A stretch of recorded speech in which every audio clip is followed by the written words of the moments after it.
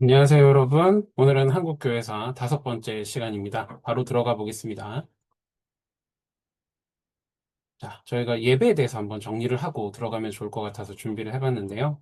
예배는, 이 사전을 찾아보니까 예를 갖추어 절한다라는 뜻이고, 종교에서 신앙의 대상에게 존경과 숭앙하는 마음을 표현하는 것입니다.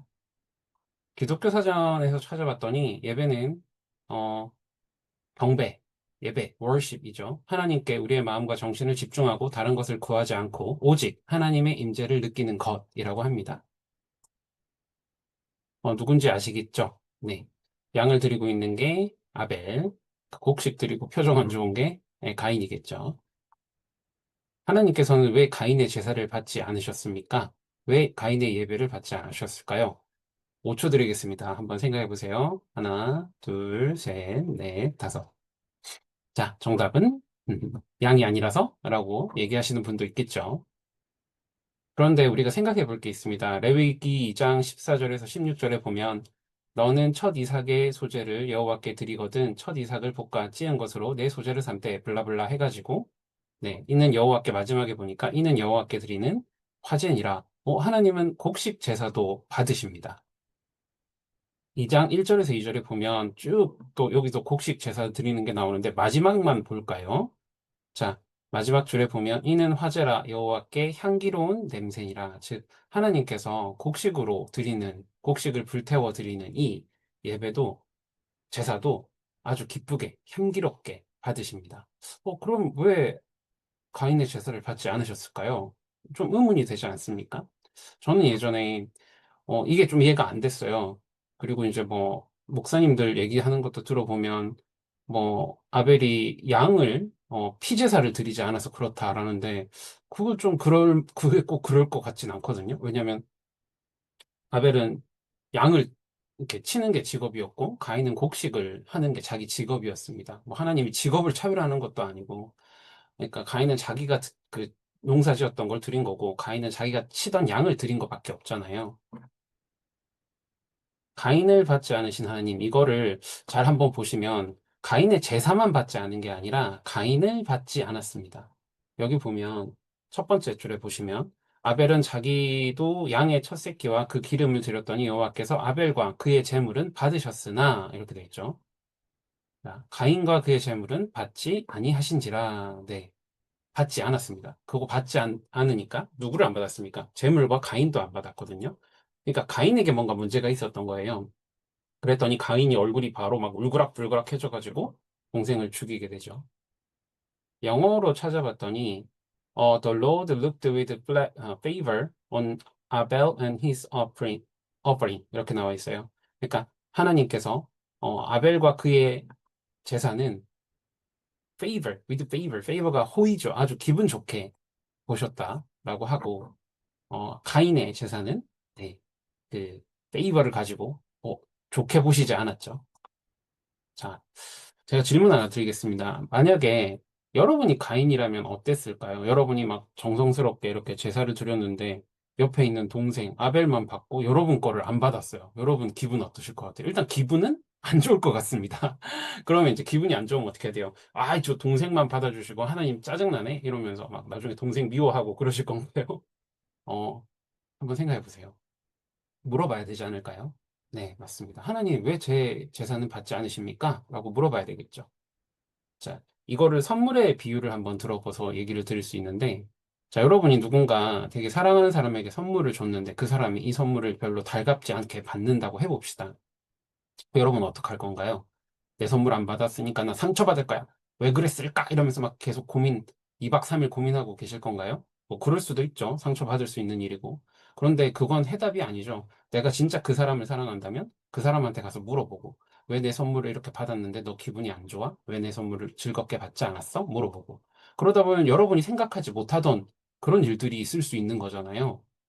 제가 옛날에 재밌는 얘기 하나 들었는데, 어, 예를 들어가지고 여자들이 막 있다가 교회 오빠가 지나가면서 어떤 여자애가 화분을 갑자기 교회 오빠가 선물해 줬대요. 그러면서 이제 그 여자애가 선물을 받아가지고 이 화분을 받고 이제 막 마음이 심란한 거예요. 그래서 막 교회 친구들, 언니들한테 막 연락해가지고 언니 그 오빠가 왜 줬을까? 이러면서 막 밤새도록 얘기하고 그랬는데 정답이 나올 확률은 네, 조금 있긴 하겠지만 100%는 아니겠죠. 어떻게 하는 게 가장 좋을까요? 아니, 그 오빠한테 가서 물어봐야죠. 왜 화분 줬어? 이렇게 볼 수 있죠. 그럼 전혀 다른 대답이 나올 수도 있어요. 뭐 좋아해서 진짜 썸 타다가 좋아해서 그랬을 수도 있고, 아니면 집이 화분 가게를 해. 그래서 이제 신장 개업을 해가지고 홍보하려고 화분을 줬을 수도 있어요. 그러니까 이거는 직접 물어봐야 되는 겁니다. 네.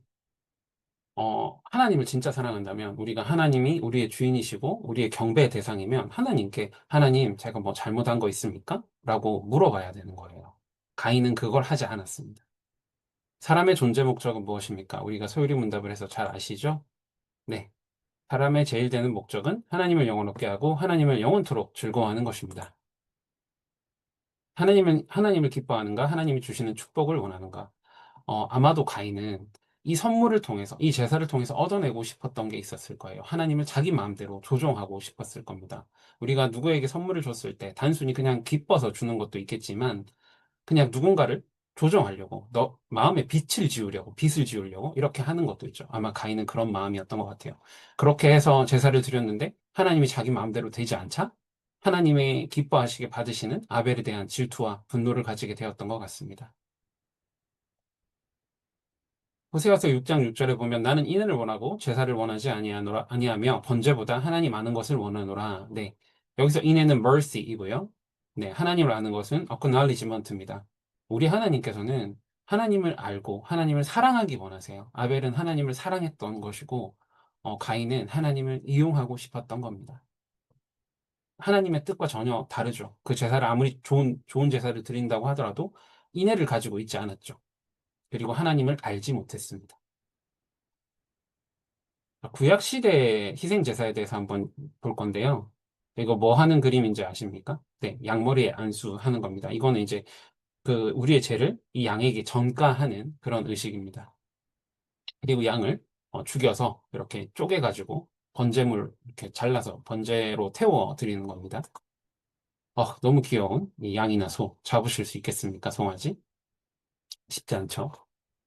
자, 근데 이 구약에서 제사를 드릴 때, 누가 소와 양을 잡나요? 저는 사실, 이거 제사장들이나 거기서 일하는 레위 사람들이 잡아주는 줄 알았는데, 그게 아니고, 여기 레위기 1장에 보니까, 자, 어, 이스라엘 자손에게 말하여 이르라 너희 중에 누구든지 여호와께 예물을 드리려거든 가축 중에서 소나 양의 예물을 드릴지니라 그 예물이 소의 번제이면 흠없는 수컷으로 회막문에서 여호와 앞에 기쁘시게 받으시도록 드릴지니라 그는 번제물의 머리에 안수할지니 여기서 그는 바치는 사람입니다.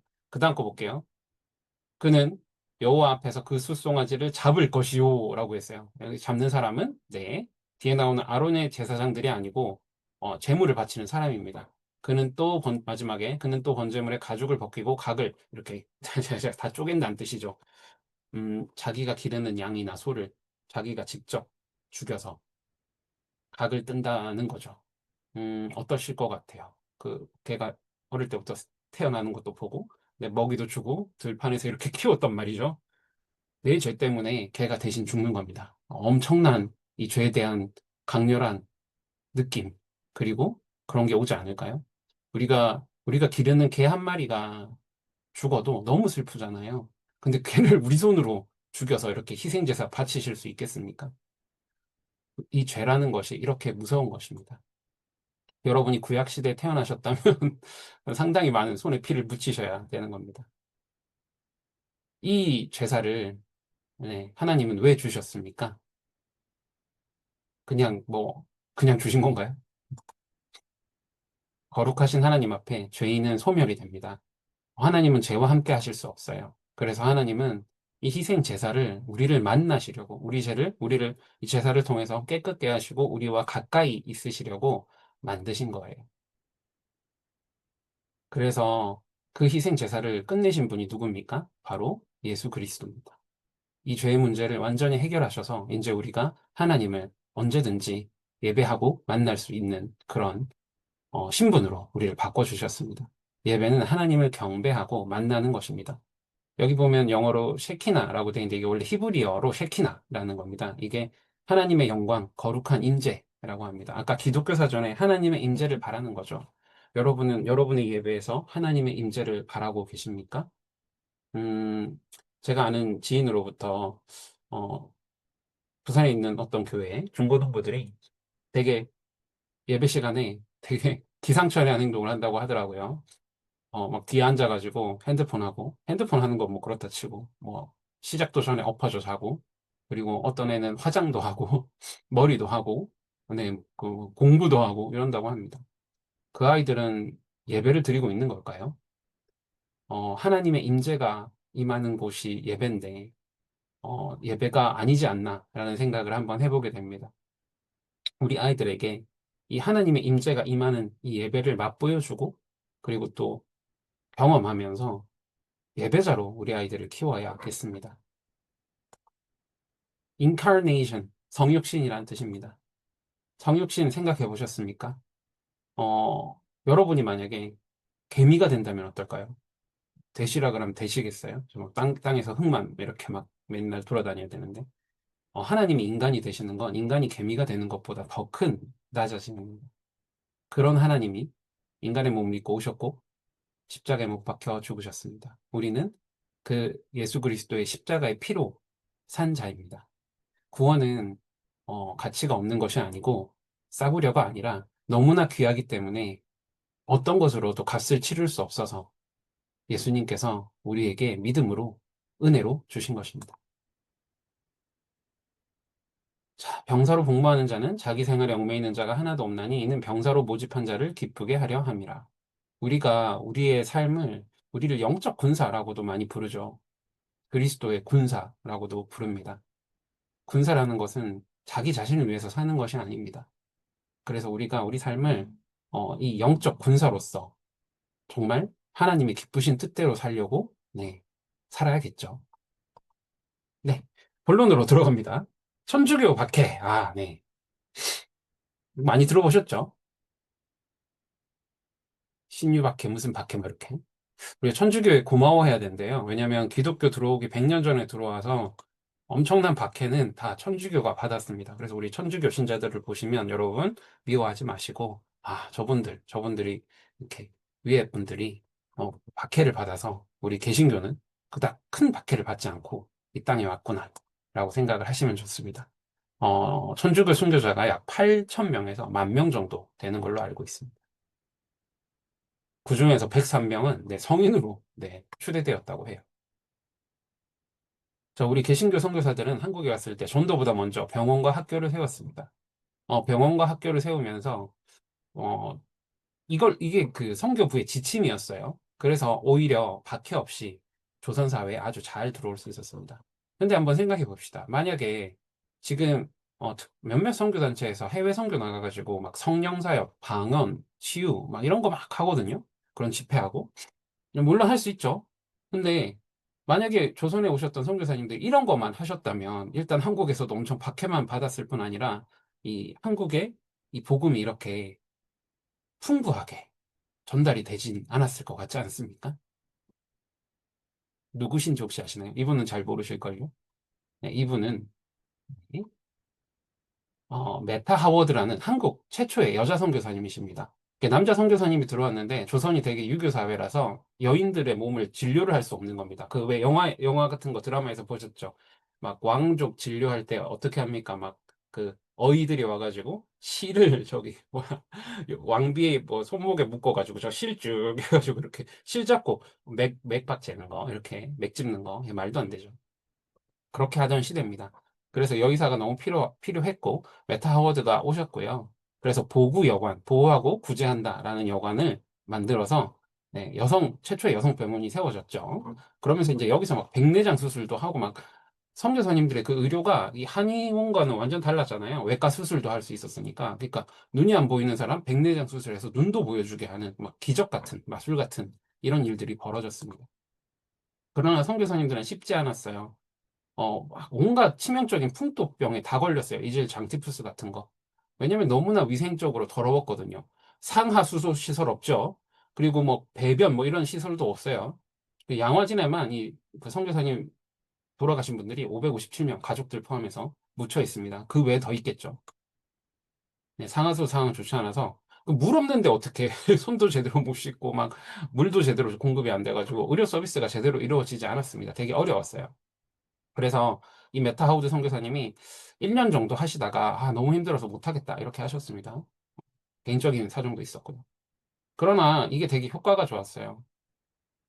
조선의 의료 선교는 치료받는 사람들은 치료 발생 뭐 비용에 대한 걱정이 있지만 이 선교사님들은 후원을 받아서 그냥 뭐 월급도 거의 안 받고 헌신하러 오신 거잖아요. 그리고 의약품이나 이런 건 되게 많이 지원을 받았으니까 정말 환자의 생명만 치료했습니다.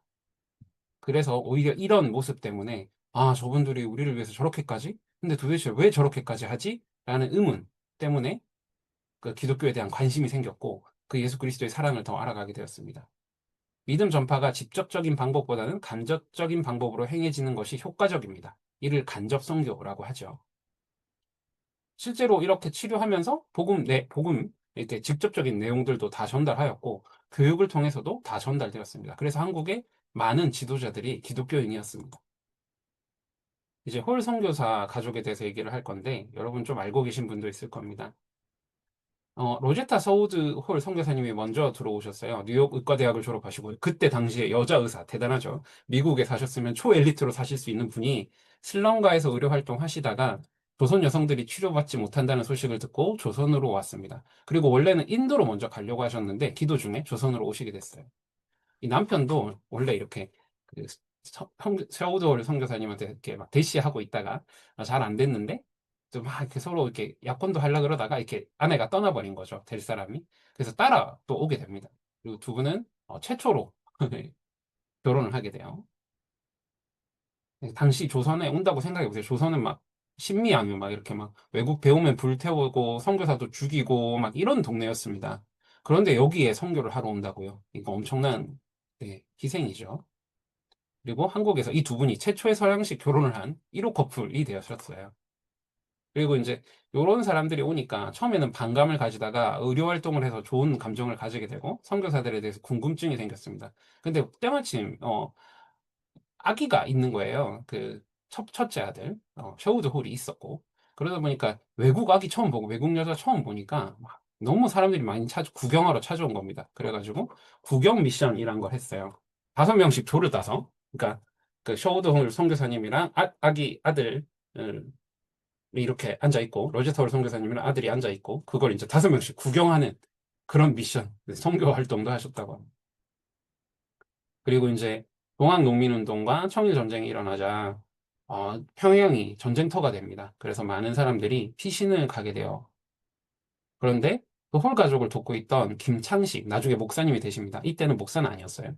김창식이 혼자 남아서 이렇게 십자가 길을 딱 걸고 이 병원을 지키면서 아픈 사람들 도와주고 치료해주고 그리고 피신시켜주고 이렇게 했습니다. 그래서 이렇게 십자가 길을 걸어놨기 때문에 일본군이나 그다음에 중국군, 청나라군이죠. 청나라군이 건드리지 않았다고 해요. 이런 엄청난 행동 때문에 평양 사람들 마음이 또 엄청나게 열렸습니다. 그런데 너무나 많은 시체가 전쟁 중에 생겼고 그 때문에 콜레라가 발생하게 됩니다. 많은 사람들이 죽게 되는데 남편 윌리엄 제임스 홀은요 탈출하다가 안 되겠다라고 돌아가서 환자들을 콜레라로 죽어가는 환자들을 돌보기 시작을 합니다. 슬프게도 선교사님은 감염이 되었고요. 서울로 후송된 지 일주일 만에 사망하게 됩니다. 당시에 아내 로제타 홀 선교사님은 뱃속에 아이가 있었어요. 그렇게 태어난 아이가 여자아이 이디스 홀입니다. 그런데 이 딸도 1895년에, 아니, 1898년에 풍토병, 그 조선의 질병이죠. 에 걸려서 세상을 떠납니다. 자, 이쯤 되면 남편도 잃고 딸도 잃었습니다. 집에 갈만하죠. 그런데 로제타 홀 선교사님은 남았어요. 남아서 사역을 이어갔습니다. 딸의 이름을 딴 에디스 마가리 기념병원을, 본인이 근무하던 병원 안에 어린이 병원으로 세우고요. 펀딩을 통해서 남편을 기념하기 위한 폴 메모리얼 호스피털을 세웁니다. 미국 가서 펀딩을 해요. 그러니까 남편 죽고 일단 뭐 당장 어쩔 수 없잖아요. 그래서 아들이랑 임신한 채로 미국에 가서 딸을 놓고 그 딸을 놓고 근데 가만히 있었던 게 아니라 이렇게 막 펀딩을 받았어요.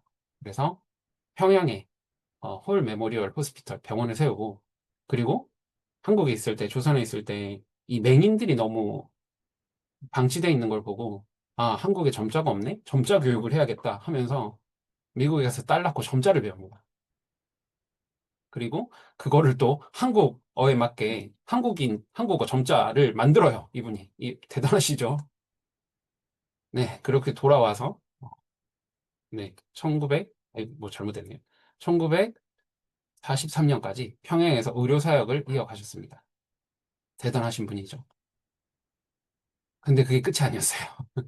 여기 계신 여자분이 한국 최초의 여자 의사 박에스더인데, 원래 이름은 김점동입니다. 남편이, 여기 계신 분이 박유선이고, 결혼하면 남자 이름을 서양에서는 따르잖아요. 그래서 서양에서 남자 이름을 따라서, 예, 박에스더로 바뀐 거예요.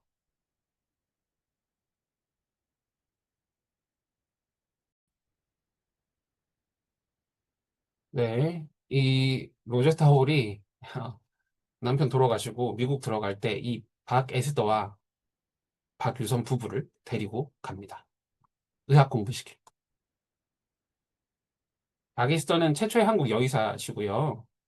공부한 후에 1900년에 한국으로 돌아왔고, 남편과 결혼해서 의과대학을 졸업했는데, 이 남편이 그 박에스더가 공부하는 걸 일하면서 돕습니다. 너무 고생을 하셨나 봐요. 그래서 박에스더가 학위 받기 전에 6개월 전에, 예, 사망하십니다.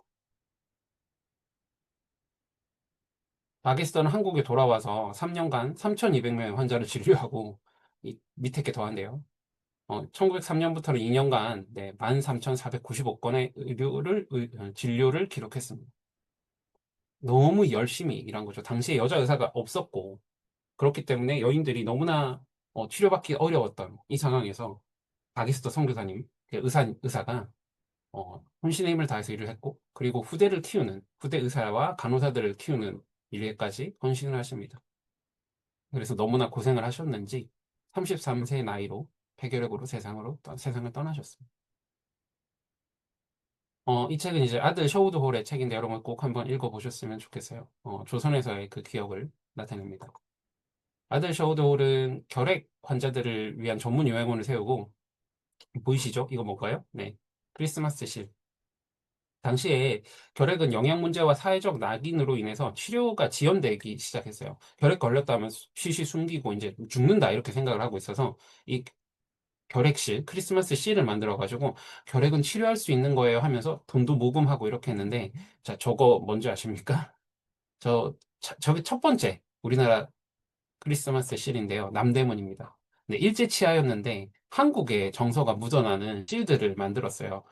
셔우드홀은 한국에서 이렇게 태어났고, 한국을 너무 사랑했기 때문에 한국 문화를 조선의 문화를 보존하려는 그런 실을 만들기 시작을 했죠. 여기 보시면, 네, 뭐 이렇게 책 읽는 거, 한복 입고 있는 거죠. 윷놀이 하는 거, 뭐 제기차기 하는 거, 뭐 이런 것들을 실로 만들었습니다. 그리고 사실 크리스마스 그 첫 번째 결핵실에 넣고 싶었던 게 있었어요. 뭘까요? 근데 이거 넣으려 그랬는데 뭘 것 같으세요? 일본이 싫어하는 거. 이거 넣으면 약간 먹이는 거거든요. 네, 이 닥터올의 조선해상에 수록된 실도 아니고요. 거북선을 넣으려 그랬어요. 임진왜란에 일본 거북선을 실로 넣으려고 셔우드 홀이 하셨습니다.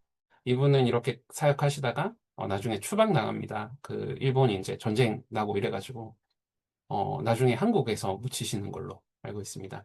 로제타 셔우드 홀도 남편 옆으로 묻어달라고, 딸과 묻으러 가고 싶다, 이렇게 해서 갔죠.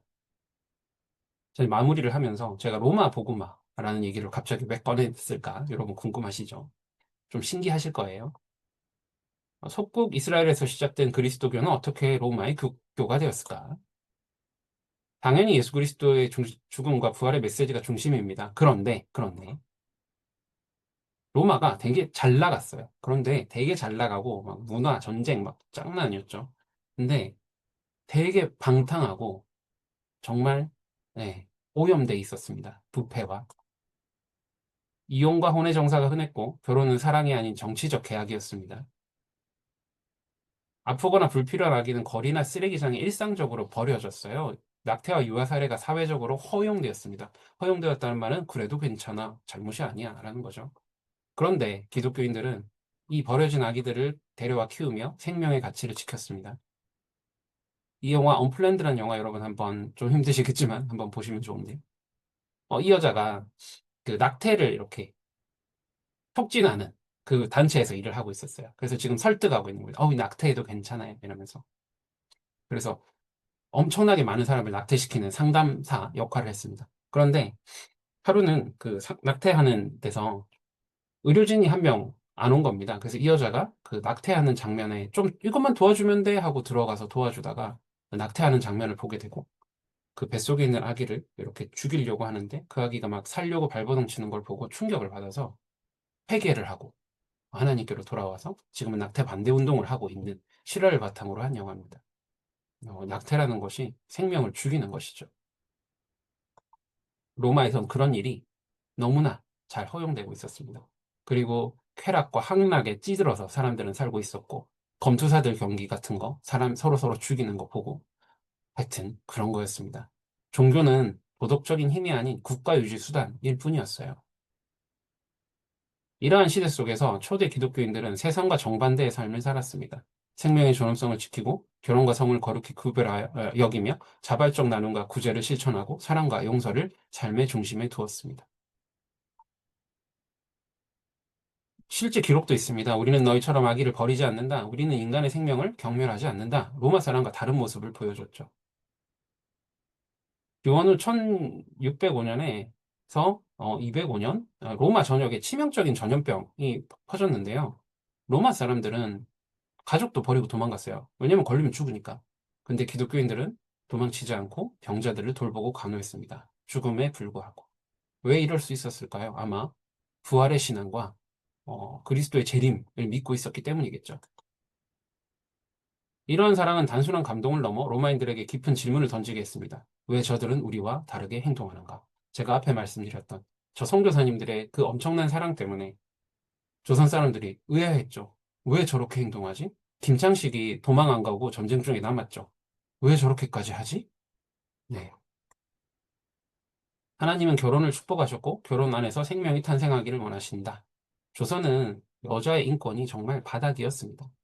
성윤리도 정말 엉망이었어요. 조선에서도 저번에 말씀드렸죠. 아기들을 막 그 개천에 막 버렸습니다. 불륜 저질러서 놓은 아기들, 아픈 아기들. 장애인들은 방치되었고, 그런데 우리 기독교인들은 결혼을 신성히 여겼습니다. 하나님의 축복이고 언약이었기 때문에. 그리고 제가 얼마 전에 또 들었던 그 유튜버에서 조선시대 그 양반들의 성생활에 대해서 좀 들었는데, 어, 거기에 뭐 성윤리 도덕 이런 거 전혀 없어요. 막 여행하면 그 관아에서 관아에 기생들을 하고 막 자고 막 이러고 심지어 이순신 장군도 네, 그런 일이 있었습니다. 그 저기 뭐냐 거기 나오죠. 네, 난중일기 보면 그게 이제 그 당시에 성윤리와 성도덕이었습니다. 조선의 여자들 이름도 없었죠. 초대 기독교인들은 말로만 세상을 설득하지 않았습니다. 그들은 살아있는 증거가 되었고 삶으로 복음을 전했습니다. 되게 우리 초기 기독교 선교사님들과 비슷하죠. 기독교인들은 단지 자기네 가난한 사람만이 아니라 이방인의 가난한 사람들도 돌본다. 그러므로 이교 제사장들도 그들의 자비를 본받아야 한다. 네, 그러니까 이교는 이제 뭐 아테네 신 같은 거 섬기는 사람들, 제우스 섬기는 이런 사람들이 기독교인들이 저렇게 자비하는 거 보고 야 너희들도 저거 좀 본받아라 이렇게 얘기하고 심지어 황제도 야 얘들아 좀 그렇게 해라 이렇게 했는데 안 됩니다. 안 됐어요. 실패했습니다. 왜? 그들에겐 그리스도의 사랑이 없었기 때문입니다. 그들은 자비를 실천함으로써 우리의 신앙을 무너뜨리고 있다. 로마의 황제가 한 말입니다. 이 황제는 이제 기독교를 싫어했던 황제입니다. 이같이 너희 빛이 사람 앞에 비치게 하여 그들로 너희 착한 행실을 보고 하늘에 계신 너희 아버지께 영광을 돌리게 하라. 영어 성경에는 good deeds라고 나옵니다. deeds가 did 그죠? did죠. 행실입니다.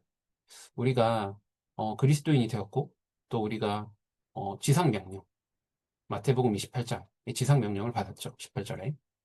어, 땅끝까지 이르러 증인이 되어야 된다는데 우리가 이 복음의 메시지를 당연히 가지고 착한 행실로 그리스도의 제자다운 제자도의 삶으로 영향을 미쳐야 됩니다. 삶으로 증거한 그리스도의 능력과 사랑이 우리에게 필요하지 않을까. 선교사님들과 로마 복음화의 이런 비밀들을 보면서 우리가 한 번쯤 생각했으면 좋겠습니다. 사실 그렇게 사는 게 어렵습니다. 나가서 누군가에게 복음을 전하는 건 할 수 있죠. 심지어 뭐 전도지만 줄 수도 있겠죠. 거기 메시지가 있으니까. 그러나 더 중요한 것은 우리 삶에 하나님이 임재가 있고 우리가 그리스도를 닮아감으로써 나타나는 그 거룩과 변화의 모습으로 참 전도가 되어집니다. 조선의 그 안 좋은 상황에서 선교사님들이 진짜 그리스도의 사랑으로 그 삶으로 증거를 했고, 로마에서도 네, 악의를 버리는 그 망가진 윤리와 정말 너무나 생명을 경시하는 그런 곳에서 기독교인들이 다른 삶을 살았고, 가정이 엉망진창인 곳에서 또 다른 그 결혼의 모습을 보여줬죠. 세상이 교회와 같아서는, 아니, 교회가 세상과 같아서는 세상에게 빛의 역할을 할 수 없죠. 소금의 역할을 할 수 없습니다. 교회가 빛과 소금의 역할을 하지 못했을 때, 소금의 역할을 하지 못했을 때, 성경에는 밖에 버려져가지고 밟힌다라고 되어 있어요. 우리는 그리스도인으로서 우리 각자의 삶의 현장에서, 가정에서, 직장에서, 그리고 우리 교회에서, 어, 빛과 소금의 역할을 해야 됩니다. 그 한국 교회가 그러한 사랑의 토대 위에 세워졌다라는 것을 우리가 한번 생각하면서 네, 오늘 강의는 여기까지 하겠습니다. 감사합니다.